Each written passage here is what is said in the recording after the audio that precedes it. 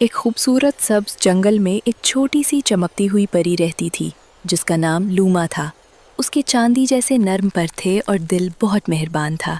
हर सुबह लूमा फूलों के ऊपर उड़ती और उन्हें खुलने में मदद देती। जंगल के तमाम जानवर उससे बहुत मोहब्बत करते थे क्योंकि वो हमेशा सबकी मदद करती थी। एक दिन उसे एक छोटा सा खरगोश दरख्त के नीचे रोता हुआ मिला।